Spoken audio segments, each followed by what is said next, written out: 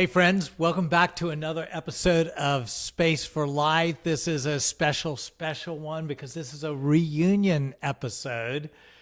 My guest, co-host, Patricia Clark, she and I have podcasted now together for many years, but she's doing some exciting new things on her own recently. So it's been a long time since we podcasted together. I know, it has been a long time. My personal podcast has been dormant for a while, over a year, and you were on that with me for a while. Yeah. I mean, we were seeing each other a couple times a week for a long time. Yes. So it's good to be back. It's good to be back. Well, podcasting is a pretty daunting task, so it's really hard to kind of keep it going. But you're doing some really exciting things. So let everybody know what you're up to. Yeah, I have kind of pulled back from the public online space, and I'm teaching some online classes with small groups. And that's been really, it's kind of a sweet spot. I can't tell you, I'm really enjoying it. And doing some teaching out in the community also, but very little podcasting and really not much on social media, but that's been fine. I've been really enjoying it. Well, despite not podcasting together, we have kind of stayed in touch, and it's so obvious you really are in your sweet spot, both with these online studies that you're doing with so many people, multiple ones going, and then the teaching at church. It's really neat to see you thriving with all of this. But I had to grab you back, particularly for this episode, Space for Life. So when this will air, I hope, is between Christmas and New Year's, because I'm going to take another crack, or I want to take another crack at giving people a particularly easy way to lead into the new year with some intentionality and focus, what most people call goals. But I want to give a different flavor on it.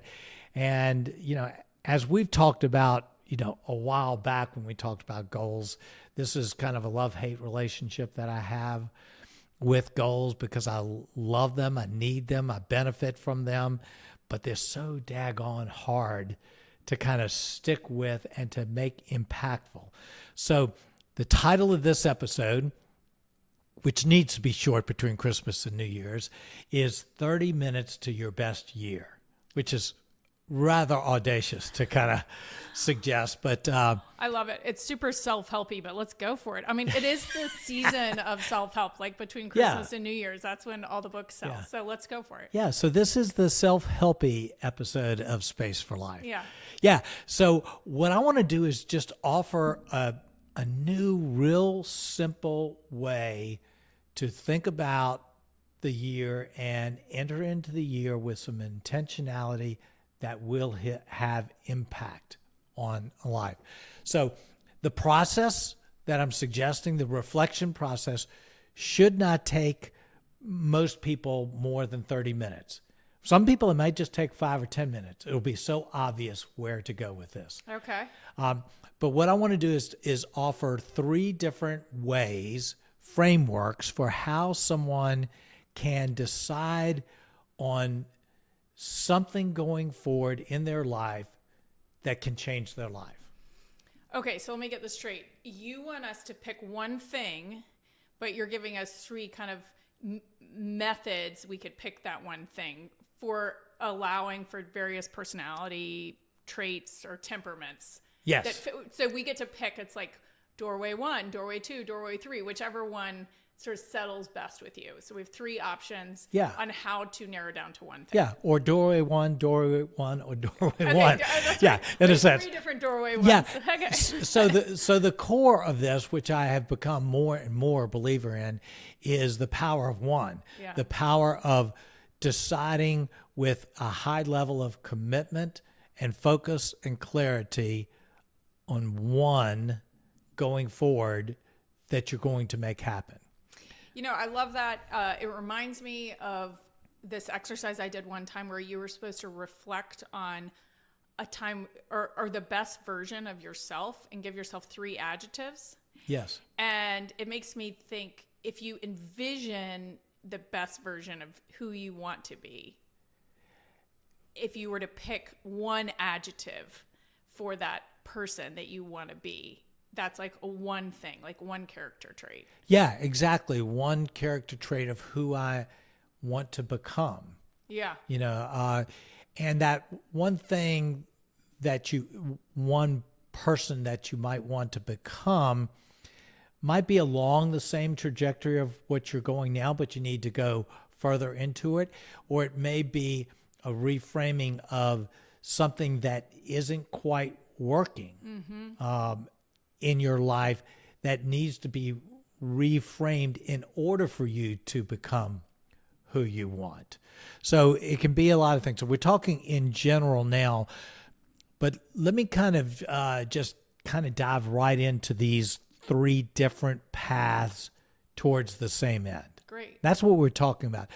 So I think one of the paths that I've come to appreciate more and more is this idea of picking one theme or one word that you want to embrace, that in embracing and moving in a continual path to that one word might change who you are. So I know someone who chose the word joy for her life because she knew that was who she wanted to become. Perhaps she even knew that was who she was in her essence, but had somehow lost that to a certain degree. So a whole year was focused on the word joy and living into that. And it was unbelievable, the transformation that I saw simply by taking that word and embracing it and living it out in all the many ways in the days and weeks and months. And it was powerful. It might be a short phrase, like you and I have talked about this phrase that you love, choose hope. Yeah. Powerful. Yeah, I love that because, we have such a human tendency to focus on the circumstances that are right in front of us, particularly if the circumstances are problematic. But you and I come from a belief system where we believe that in the end, all will be made well. In the end, everything is being made new, that all of life, while our bodies are decaying, our spirits are being renewed. And so like choosing to not fixate on the present problem and choosing to know that hope has the final answer reframes everything. And it can really shift the momentum of a day or a moment or a circumstance or, like a context that you're in when you, instead of looking down at what's happening, you lift your head up at what your hope is. Absolutely. And I'll come back to this just real briefly, but along with the idea of choosing a singular thing to give your attention to, the second element that makes this work is finding your mechanism for keeping it constantly in front of you. So if you were to choose, let's say this phrase, choose hope, how might you best keep that at the forefront of your mind on a daily basis throughout the next 365 days of the year? Is it something that you put on your computer because you're going to be looking at your computer or your mirror or your dashboard of your car? Is it going to be a friend who is going to remind you of this? Is it going to be a bracelet that you might wear with those words? I'm thinking tattoo. Do we think that I should? Hey, that would be but this is why people do tattoos sometimes. And it's a great reason for doing it. They want to remind themselves. Yeah. And I'm a big fan of the word on the rock, like painting a rock and then putting a word on it. I did this one year for my kids. I gave them each a rock with a word for Easter. But something hard, something tangible, something that's outside of the sort of marshland that our thoughts can be. I think getting it out of our head and into something tangible is super helpful. Well, and it's one of the reasons I think so many people intuitively know that New Year's resolutions don't work. Right. Because we have no intention of remembering it, or not a very strong intention of remembering it come June 1st. So we have it for a moment, we think about it, and then we fizzle on it. Either fizzle just because we're not really committed to it, but most often because we just forget it. So the core elements of making this 30 minutes stick is having one singular committed focus and finding a way to keep it in front of us throughout the year. So the first door of our 3 doors of a way, and this is great for someone who is perhaps not so much goal oriented and loves a little bit more spontaneity and flexibility and creativity, is choose this one theme or this one word to live into. You could even make it your password, the beginning of your password. So that's a great every idea. Time you Yeah. Yeah. That's great. Like hope is your password. It's not going to be my password, but Yes. Yes. Okay. Yeah.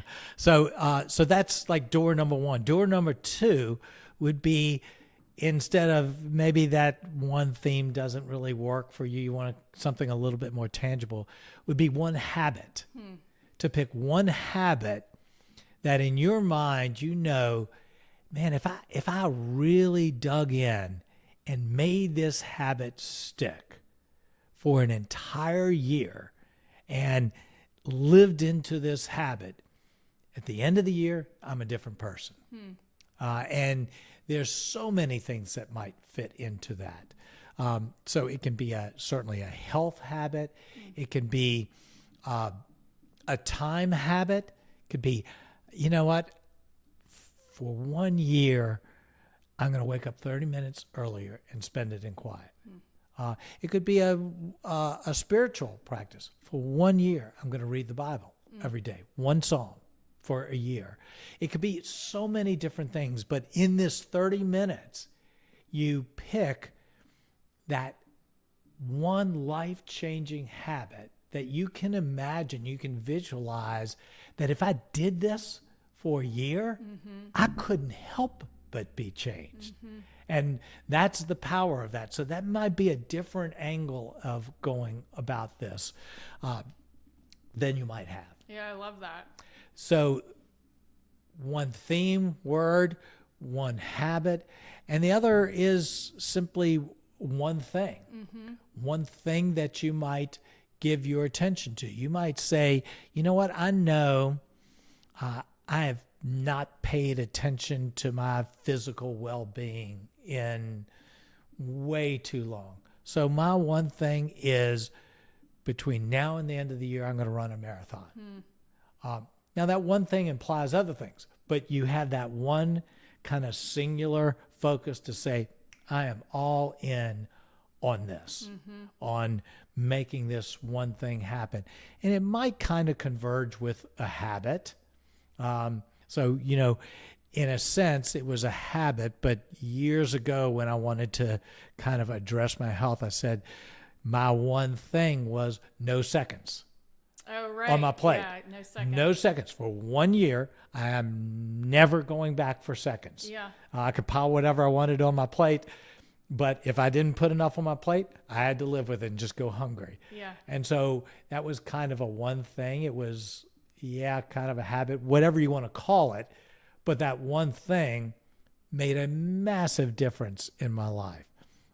So all of these are different ways of saying, I want to embrace, give my focus on one thing, whether it's a word, habit, or a thing, for an entire year. I'm going to find my angle for how to make it stick. The stone, the rock, the bracelet, the sticky note, whatever it is, and I'm going to do this. And I think these really impactful one things are sitting just below the top layer of awareness with us. Yeah. Where we know this one thing is holding me back.